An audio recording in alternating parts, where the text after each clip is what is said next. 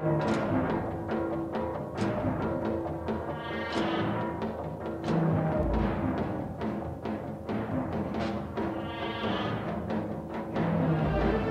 evening, I'm John Batchelor. This is the John Batchelor Show. Gordon Chang, Forbes.com and The Daily, joins me this evening as my colleague and co-host. Gordon, Japan remains unsolved. The information, and we'll have detail tonight, is that Fukushima Daiichi remains a catastrophe for the Japanese in the immediate neighborhood and for the Japanese economy and for Asia. And it certainly has been. And this is really a problem because Japan had difficulties to start out with. Now it's even worse. We welcome tonight with us in studio, and it's a pleasure to welcome Steve Herman, who's the Bureau Chief for Northeast Asia for the Voice of America. Steve, welcome to you. Steve, you joined us for the first time when you were doing very serious reporting on the front lines from Fukushima Prefecture in March of 2011, immediately after the catastrophe. As I recall, we spoke to you one night when you were with your driver. You were within 50 kilometers of the plants. Is that correct? That's correct. Well, welcome to the studio. Steve is in Manhattan. He's traveled here for a very worthy event that I want to speak to, and I'll tell you about it in detail in just a moment. GrubWithUs.com is running a fundraiser at the Flatiron Building in Union Square, New York, for the Japanese Red Cross, which I take it as a way of saying things are still grim in Japan. Things are grim. There are still tens of thousands of people that are homeless. As you've mentioned, the problem at the Fukushima nuclear power plant are not resolved. There's no end sight for that. And there's still a lot to be done. I want to recall, Gordon, when you and I spoke with Steve, it was a treat to get through to you just because the reporting was so inexact. It was so frustrating to know what was going on. You were not in the zone that is now a no-go, but you were close to it. And as I recall, you were in areas that it was very questionable whether anybody should stay or go. Is that right, Right. Steve? The United States government, in fact, advised us not to be in that zone. And I did go later into the hot zone and all the way to the gates of the Fukushima 1 nuclear power plant. We now know that we had several reactor meltdowns at the time that we were there within the days after the earthquake and tsunami.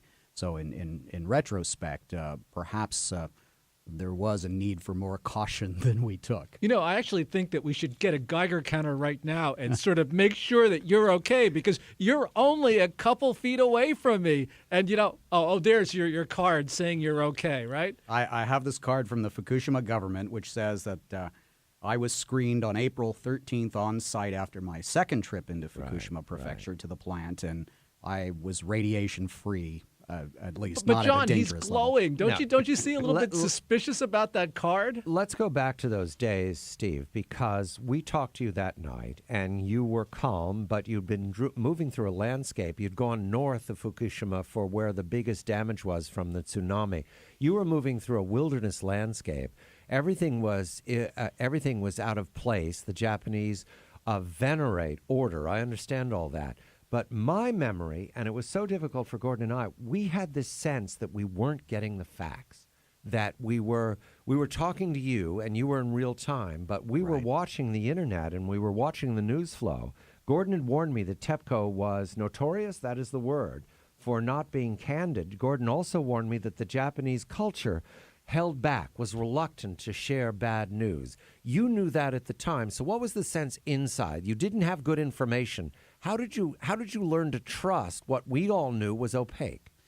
What we were able to find out is even though the radiation monitors in Fukushima and the other nearest prefecture had been knocked out, there were readings being taken and distributed daily by the Fukushima prefectural government. And we were able to get those readings and find out with some better idea of what was going on. But yes, I was not aware while I was in there because I didn't have access to CNN and Fox and BBC and all that. You had a cell phone, and that's how we were able to talk to you, but you didn't have good internet. I had no idea that there was this huge vacuum of information, and I had no idea that I was perhaps one of the few English-speaking reporters in Fukushima at the time and who was also giving out real-time information. No, they were evacuating out of Tokyo. They were Bloomberg and Reuters were advising their people to get out, and there were jet aircraft leaving, and they closed the Japanese manufacturing plant, and they were talking about moving executives out of Tokyo Prefecture during those weeks. I was on a panel a couple of weeks ago at Hong Kong University with the Asian American Journalists Association with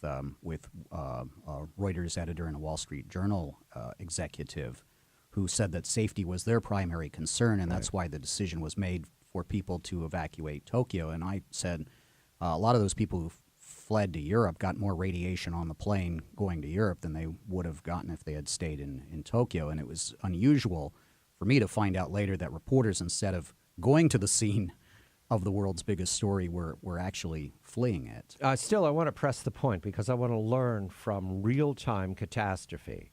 We had a sense, Gordon, that we were getting bad information. The difficulty was we were 10, 12,000 miles away, and I didn't know whether bad information was normative or not. Yeah, I think the problem was that you had the Japanese government relying on reports from TEPCO, the operator of the plant. TEPCO's reports were, of course, chaotic because of the seriousness of the situation, but you also got a sense that TEPCO was really trying to hide something. And that put the Japanese government in a very difficult position because they didn't have independent sources of information. They were relying on the plant operator. The plant operator probably wasn't being as candid as it should have been, especially at those critical moments.